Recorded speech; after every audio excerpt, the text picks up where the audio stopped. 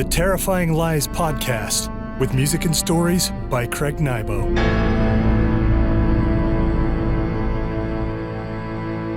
Greetings, friends, and welcome to another episode of the Terrifying Lies podcast, where every step leads deeper into the labyrinth of fear.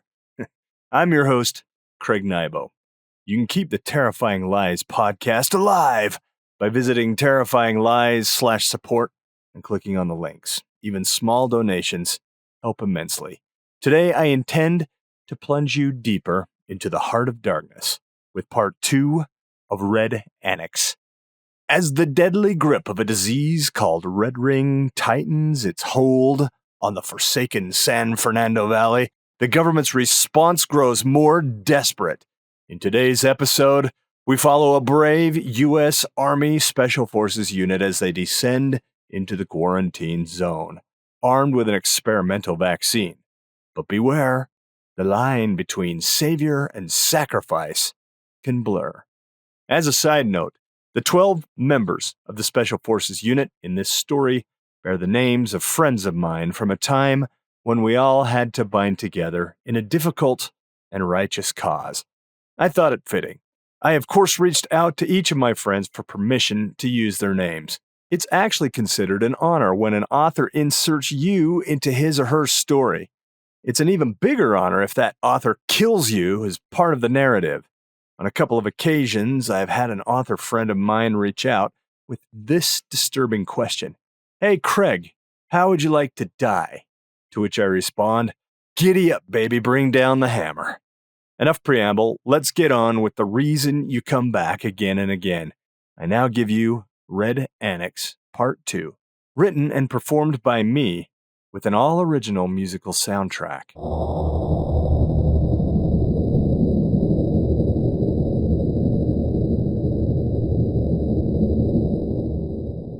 Chapter 3. Extraction time minus 93 minutes. First Warrant Officer Melvick, Second Warrant Officer Tortoff. All 12 members of Operational Detachment A, ODA 2574. The double-rotor Chinook chopped over the west concertina wall of the San Fernando Valley Annex.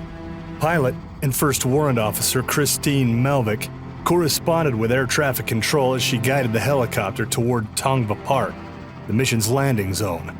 Fingers of smoke pushed upward into the sky from fires that dotted the annex.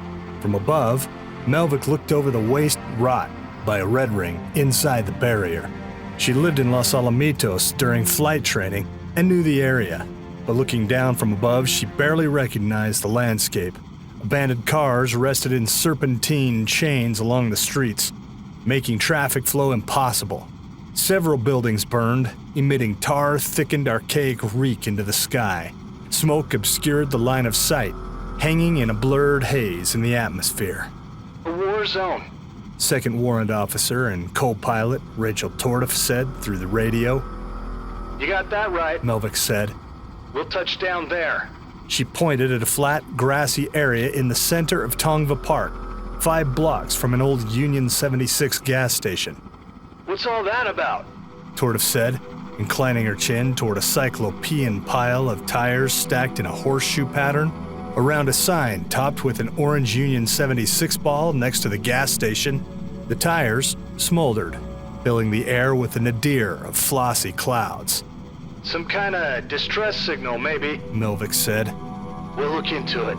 Captain Orton, the detachment commander, said through the radio. "I don't envy you that. Melvick said. Looks like a incoming." Tortoff shouted through the radio. Everyone put his head down, blind to what Tortoff saw coming at them. Melvick maneuvered the Chinook sideways as she watched the rocket approach. The helicopter barely cleared the projectile's trajectory. Krell, the operations master sergeant, felt his lunch climb up from his rolling stomach. With great effort, he swallowed back the half-digested chili and bile, saving himself from a later ribbing for vomiting on the job. The rocket climbed upward and exploded 200 yards above the Chinook. "Everybody okay back there?" Melvick asked. "What happened?" Orton said. "Frickin' RPG. Haven't seen one of those since Afghanistan. Where does someone put his hands on an RPG in the San Fernando Valley?" Tortoff asked. You turn over and shake any American town and a whole armory of toys will fall clean. You have enough time for search and seizure, you can find about anything. Orton said. Melvick leaned the Chinook up to speed, gaining altitude. She began a cycle of evasive maneuvers. ATF, we have contact. I repeat, we have contact from the ground. Over. CH-47 Delta, confirming you have contact with ground hostiles. Over. The voice of Army Air Traffic Control came through the radio. That is affirmative. Hostiles have opened fire with an RPG. Over. Melvick said. Please advise. Over. The radio went dead. Melvick expected Air Traffic Control to abort the mission and order her to fly ODA 2574 back to base, perhaps to pick up reinforcements. We're still a go, CH-47 Delta. I repeat, we are still a go. Proceed to the LZ and get back in the air ASAP. Over. Copy confirmation to proceed. We are en route to the LZ. Over. Melvick said. Looks like the stakes just went up. Orton said. Prepare your detachment for touchdown in 2 minutes. Melvick said. Orton used a set of gestures to communicate Melvick's message to the detachment, strapped in shock seats all around him in the noisy belly of the Chinook. Where did that RPG come from? Melvick asked. I think there's some asshole up on that orange ball. Tortoff pointed at a crow's nest made up of a diamond plate deck and steel railing atop the Union 76 station's tall marquee. The giant, bright sphere topped a steel pole that jutted from the center of the crow's nest. The Chinook jounced as Melvick landed in Tongva Park between Main Street and Ocean Avenue. Special Forces Medical Sergeant Amy Peltier had kept her eyes on the Pacific Ocean just off Santa Monica Beach throughout most of the short flight. She didn't need to speculate on what burned at the basis of those black plumes of smoke reaching into the sky. Along with the rest of America, she'd watched Barry Langevin's frat barbecue video. It's go time, Captain Orton ordered. Peltier unbuckled from her shock seat, threw on her pack, and hooked up her MK-16. She fell in with the rest of the detachment as they moved to the descending ramp at the back of the fuselage. 12 soldiers walked down the ramp and cleared the Chinook's safety area. The helicopter lifted off, casting a bowl of dirt and dry grass outward from its touch point. They'll be back in exactly 94 minutes, Orton said as he watched the Chinook cut off through the sky toward the concertina wall that surrounded the Annex. Let's get this done and not miss our flight home. Orton ordered his weapons and engineering sergeants to secure the area. As the 4 soldiers spanned out, something caught Peltier's attention up on an elevated walkway. She spotted a man standing up there, forearms resting on a handrail. He looked down at the soldiers. "Captain?" Peltier said. Orton caught her eye. She angled a glance up at the man. Orton spotted him and made a show of lowering his weapon. He walked toward the man, not letting his senses wane. He too had seen Barry Langevin's footage. "Sir, we are here for rescue and extraction. We have an antidote." Orton gestured toward Peltier. The man in the suit opened his mouth, ostensibly to speak, but what came out of him sounded more like the death rattle Peltier had heard from her grandpa's bedside just before he passed away 6 years ago. The man reached into his suit pocket. Orton began to raise his MK-16, but thought better of it. This wasn't search and destroy. The man drew out a shoehorn and held it up. "What the hell?" Pitts, one of the communications sergeants, said from somewhere over to Peltier's left. The man pounded the shoehorn on the rail. Bing! He thumped it again. Bing! He continued to thump, not in any particular rhythm. He made the metal rail ring over and over. "Get one of those hypos ready," Orton said. Peltier lowered her pack and unzipped the main compartment. Vapor flowed from the dry ice packing. She opened the cooler's lid within the pack and looked over the doses, each protruding from its own cylindrical cell. She drew out one of the doses and a fixed hypo. "He's on the move," said Orton. Peltier looked up where Shoehorn Man had been. Gone. "Let's go," Orton said. Wills and Tuttle, engineering and weapons sergeants, took point. The rest of the detachment followed, making their way along a sidewalk that slanted upward toward the higher grounds. As they reached the top, Peltier caught sight of Shoehorn Man clambering over a set of concrete barriers that blocked off the Pacific Coast Highway. She remembered coming to Santa Monica as a kid. An attempt to cross the highway meant suicide back then. Today, no traffic ran over the 4-lane thoroughfare. Wills and Tuttle led the detachment over the concrete barrier and onto the highway. A multi-car pileup blocked any hope of driving. At least 8 cars sat in various stages of demolition, crunched into each other, dented and scraped. Peltier spotted a dead woman behind the wheel of a ruined red Corvette convertible. She imagined the woman's blonde hair flagging out behind her like a dream from some 80s movie. A cliché, but that dream had ended abruptly in a multi-car collision. The woman sat with her face down on the wheel. Peltier put together a conjecture of the woman's face and demeanor. Feline features, high cheekbones, throaty laugh, an easy smile. The detachment wove through the wreckage, following Shoehorn Man, who had already disappeared over the opposite concrete barricades. Orton held the detachment back and sent Wills and Marwadell, the 2 engineering sergeants, forward to clear the other side of the highway. After getting a thumbs up from the engineers, he ordered the rest of the detachment over the barricade. Catching the tail of Shoehorn Man as he entered the back entrance of a Wyndham hotel on the other side of the highway, Orton ordered caution. The detachment stopped at the rear door. Orton ordered tactical positions to enter and clear the hotel. Pitts, Wilmore, Marwadell, and Wills pushed their way inside, weapons panning the place room by room as they cleared the property. The other 8 soldiers followed. Yard by yard, they made it through the hotel's ground floor and exited out onto Colorado Avenue. Abandoned cars clogged the street, making it into more of a parking lot than a tourist throughway. "Coffins," Giesing said from the rear. "They're not cars, they're coffins." Peltier noticed more than one corpse sitting behind the wheel, probably lucky to die early. But according to Barry Langevin's footage, those who contracted animalism, Red Ring's advanced stage, liked their meat fresh. These grizzled cadavers just wouldn't do. Something rang ahead. Peltier spotted Shoehorn Man standing on the other side of the street next to a lamp pole. He thunked his shoehorn against the metal, making his presence plain. "He's leading us into something bad," Riggs, the assistant detachment commander, said. "That's what I'm thinking too," Orton said. "We'll proceed with caution." "What's that?" Peltier said, pointing across Colorado Avenue. Everyone glanced up in time to spot a girl, about 10 years old, dressed in an LA Lakers jersey, her unkempt hair hanging in what looked like mange down her shoulders. She glided over the sidewalk on a skateboard. She pushed deliriously along, straight toward Shoehorn Man. Shoehorn Man spotted the girl and looked her up and down.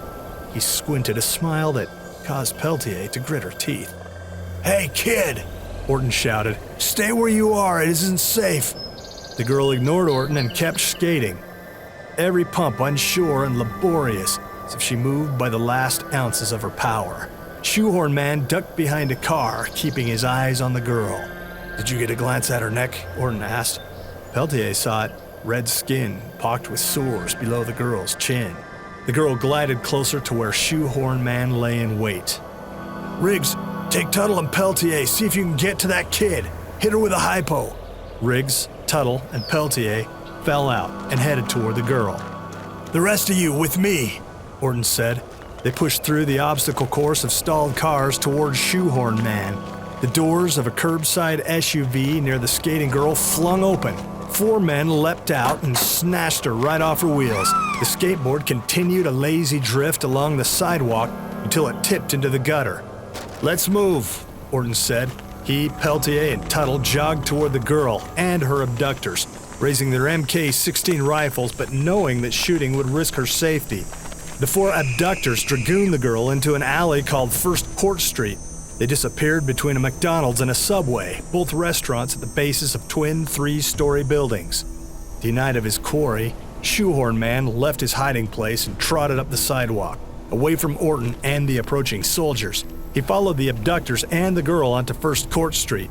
Orton ordered Riggs, Tuttle, and Peltier to hold until the rest of the detachment could catch up. Not hearing the commander's order, Riggs, Tuttle, and Peltier ran toward First Court Street, focused on the girl. They darted across Colorado Avenue and headed between the McDonald's and Subway restaurants. As they rounded the corner, Peltier spotted Shoehorn Man up the alley. He stood in a group with Skateboard Girl and her 4 abductors. Peltier expected to find the girl in peril, under the control of her 4 assailants. but she hung with the group of men as if chumming up with her favorite uncles. The little girl smiled, arms crossed over her LA Lakers jersey. Riggs halted and raised a fist to stop Peltier and Tuttle. The three soldiers stood at the mouth of First Court Street, confused by the smug written on the girl's face. "Stay where you are," Riggs shouted, offering a hand. "We're here to help. We have a vaccine." "Incoming," Tuttle shouted. Peltier looked up just in time to spot, what was that? A microwave oven? Coming at her. She two-stepped to the alley wall. Riggs touched off an MK-16 burst behind her just before the kitchen appliance slammed into his flesh, exacting a dog bark from its victim. Peltier turned her back to the bricks and spotted Riggs, doubled over the wrong way. His upper body lying back over his legs, snapped in half at the lumbar. Still standing, he scrambled for his MK-16, which lay on the pavement just out of reach. He glanced up at Peltier, eyes wide with incomprehension. "Why didn't you get hurt too?" he asked. His broken frame fell over and thunked onto the road. Peltier closed her eyes and turned away, a response she didn't expect. "You assholes!" Tuttle shouted. Peltier opened her eyes just long enough to see him shoot two short bursts towards Shoehorn Man and his goons. "Hold your fire!" Orton shouted as the rest of the detachment closed on the scene. Objects rained down from the rooftops. Peltier watched a blender crash into pavement. Several metal waste paper baskets clanged on concrete. A toilet smashed on the sidewalk, exploding shards of porcelain in all directions. Kitchen knives, silverware, wrenches, and electronic tools, computers and filing cabinets. They came down in a devastating maelstrom. An ancient CRT monitor finished Riggs, crushing his skull in a burst of flesh and glass. "Oh, he's probably better off," Peltier thought as she watched him stop whimpering and go limp. "Pull back!" Orton shouted. Peltier moved along the wall, glancing upward.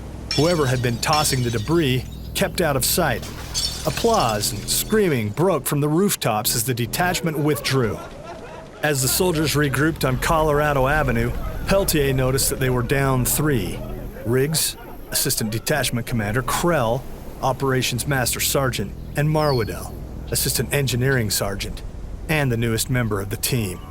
"Tell me that at least we took one of those asswipes down," Tuttle said. Orton rounded on his weapons sergeant. "What part of rescue and recovery do you not understand? Nobody gave the go-ahead to open fire." Tuttle looked down at his boots.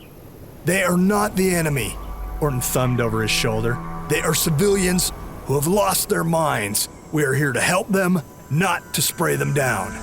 "Sir," Peltier said, gesturing up Colorado Avenue. Two people stood nearly a block away. If Peltier hadn't been keeping a lookout, she wouldn't have seen them. A stocky man, bald, donning a motorcycle jacket, stood with a gangly guy, shirtless. His chest illustrated every square inch with tattoos. Both wore collars of oozing sores and red flesh around their necks. The infection spread down the tattooed man's chest and reached into the waistline of his jeans. The two of them stood between a UPS delivery van and a sports car turned onto its side. "Another trap," Tuttle said. "They're in the middle of the road. They'll never hit us with any kitchen appliances," Orton said. "Fan into his skirmish line. Don't get too close to those rooftops." "What about Krell, Riggs, and Marwadell?" Peltier asked. "The locals make me nervous," Orton said, glancing up at the two buildings at the mouth of First Court Street. "We'll come back for them before extraction." 9 soldiers spanned out across California Avenue and advanced. The two men stood their ground. At 30 yards, Orton raised a fist to stop the line. "I want to see your weapons on the ground now," he shouted at the two men. "You here to scorch the whole place?" Tattoos gestured with his arm as if offering the entire landscape to the visiting soldiers. "I take it you're the advance force, probably here to recon, paint targets, and all that shit." "We're here to help," Orton said. "The U.S. government never lifts a finger to help anyone but themselves. You're here just for the PR, damage control over what that press tourist Langevin put out. Where is Mr. Langevin? Asked Orton. The frat barbecue video came to his mind. Dogs got a hold of him over on Sunset Strip. Word is he's screwed, blued, tattooed, and served up shish kebab style. Orton winced. Look, man, I know you're gonna call in the fire and burn our sorry asses. Least you could do is blow away so we can finish our party out from under the red, white, and ass-wiping blue. The two men bumped fists and turned to walk away. We have vaccine, Peltier shouted. Leather Jacket and Tattoos stopped, turned back toward the soldiers. You haven't done anything stupid, like eaten somebody, have you? Peltier asked. We haven't gone dog yet, Tattoos said. Peltier held up a hypo. It's experimental, might not work, but it has to be better than this. Peltier panned her weapon across the street. Two men engaged in a quick, low conversation, then squared up. Send the girl over and we'll take our shots, Tattoos said. It doesn't work that way, Orton said. You come to us. We are not going to hurt you. The two men grumbled another quick exchange. Fine, what the hell do we have to lose? Tattoos said. The two men took their time as they strolled between the cars toward the detachment. Peltier donned a pair of blue surgical gloves as they approached. She laid her backpack on the hood of a Buick and unzipped the flap. Mist poured from the cool interior. She drew out two hypos from the case. The two men stopped 10 feet away and watched her work. She held up a pair of hypos. Ass or arm, Tattoos said. What? Peltier asked. Where are you gonna stick us? Peltier stifled a smile. Arm will work just fine. As Peltier approached, Leather Jacket removed his coat and t-shirt. Both men bore their arms. One by one, Peltier injected them. Looks like your friends will be joining the dogs for dinner, Tattoos said, flicking a glance toward the McDonald's and Subway restaurants. Orton turned around, spotted Shoehorn Man and a half dozen others at the mouth of First Court Street. They closed fists on Riggs, Marwadell, and Krell's bodies. Within seconds, Shoehorn Man and his cohorts dragged the three soldiers out of sight. Henry, take Giesing and see to that. The sight of Shoehorn Man dragging his friends away loosened Orton's definition of recon and rescue. He'd order his soldiers to shoot if necessary. Henry, Orton said. Henry turned around. If they won't listen to reason, you're authorized to use force. Tuttle snickered. About time. Yes, sir, Henry said. He and Giesing headed toward the mouth of First Court Street. Peltier injected Leather Jacket and Tattoos. You think this'll help? Tattoos asked, touching the place where she had fixed a Band-Aid on his shoulder. It might, Peltier said. Extraction is due to arrive in 82 minutes. We want to get you out of the barrier where epidemiologists can do more. Probably put an ankle bracelet on us while they're at it. Tattoos spat on the ground. Cool it, man, Leather Jacket said, his first words since making contact. Any place is better than this hellhole. A pair of ear-splitting concussions from First Court Street caused everyone to jump. Smoke billowed from the mouth of the narrow road's entrance. Dogs of war, man, Tattoos said over the spray of MK-16 bursts that followed the explosion. Let's go, now, Orton shouted. We need to take you to the others, Tattoos said. Others? Orton asked. Like us, not the dogs. They're holed up in the First Salvation Christian Center, Tattoos said, thumbing over his shoulder. How far? Orton asked. 1.3 miles. Peltier and Tuttle go with them. Bring any civilians you find to the extraction point. Let's go, Tuttle said. Tuttle, Peltier, Tattoos, and Leather Jackets trotted away up Colorado Avenue. As Peltier moved out with Tuttle and the two infected men, checking her watch, they had exactly 80 minutes until extraction. She wondered if they could make it back to Tongva Park in time. She remembered from her training that a fully outfitted soldier carrying 32 kilograms, about the weight of her load-bearing equipment in MK-16, could move for 20 kilometers at 6.5 kilometers per hour. Tattoos had said the First Salvation Christian Center was 1.3 miles from their current location. Peltier estimated that her detachment had already moved 0.4 kilometers from Tongva Park, the insertion and extraction point. Peltier wondered how much time they would have to inoculate and mobilize any civilians they found at the First Salvation Christian Center before heading back to the extraction point. She calculated the numbers in her head.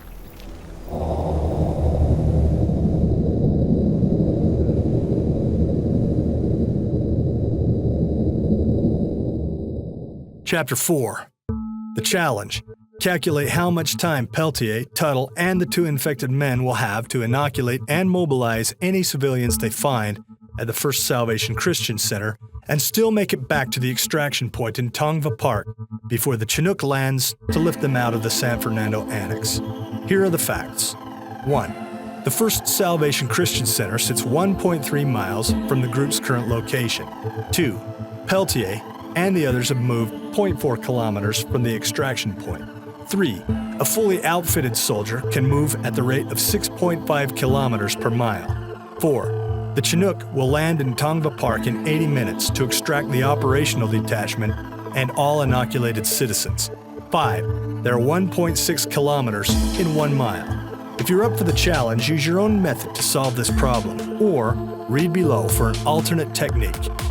First, add up the total distance Peltier, Tuttle, Motorcycle Jacket, and Tattoos need to travel. 1.3 miles from their current location to the First Salvation Christian Center, and 1.3 miles plus 0.4 miles, the distance traveled so far from the extraction point, to get back to the landing zone. Here's the equation. 1.3 miles plus 1.3 miles plus 0.4 miles equals 3 miles. Next, determine how long it takes for a fully equipped soldier to cover the distance of 3 miles at the rate of 6.5 kilometers per mile. Use unit analysis to solve this problem, as miles must be converted into kilometers while calculating travel time. Here's the equation. 3 miles multiplied by 1.6 kilometers over 1 mile, multiplied by 1 hour over 6.5 kilometers, multiplied by 60 minutes over 1 hour equals 44 minutes.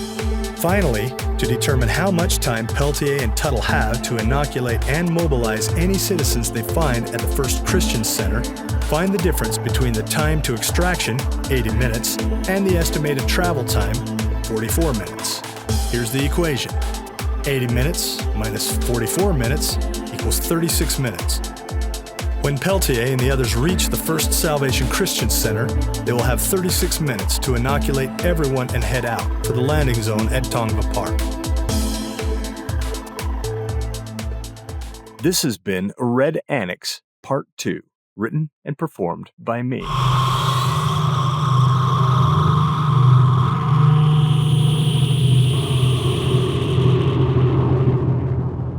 For today's song, I give you something composed especially for the occasion. It's been fun composing these anti-war songs. For inspiration, I listened to some of the great songs from the Vietnam War era, such as Run Through the Jungle by CCR, Masters of War by Dylan, and Street Fighting Man by the Rolling Stones. But thus far, my songs have gone a different direction. A little harder, a little funkier. I still have to write 5 more songs, so I don't yet know how they'll end up stylistically. It's always an adventure. For today's song, I give you a little ditty called How Long Until We Turn the Light On. Once again, I had the fortune of working with the great drummer Bernardo Iacona on this one. Enjoy.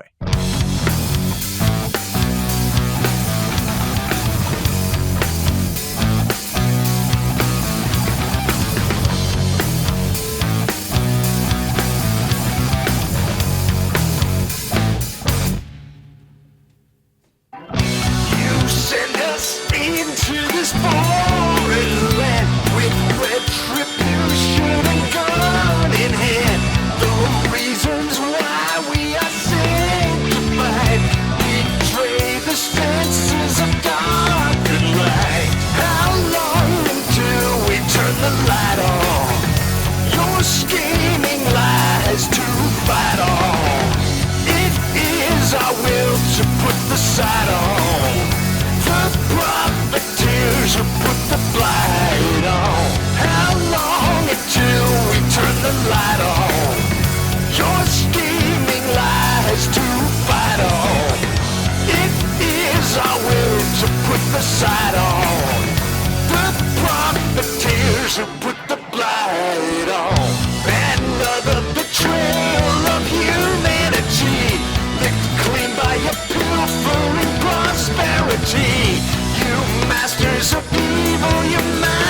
cause of war. How long do you think you can live on the score?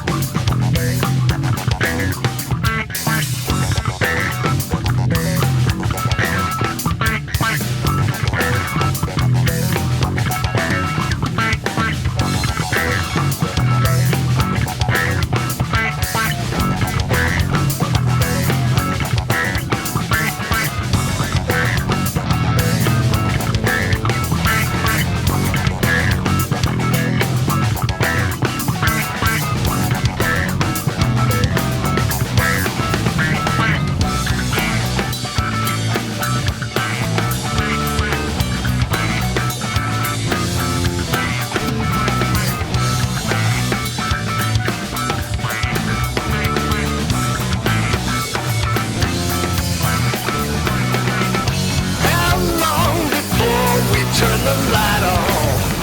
Your scheming lies to fight on. It is our will to put the sight on. The profiteers who put the blight on. Thank you for joining me yet again on the Terrifying Lies podcast. As usual, I consider you all my friends. I invite you to come again next time. Until then, I bid you sweet dreams. Or should I say, sweet nightmares. This has been the Terrifying Lies podcast. Please come again. You're welcome here.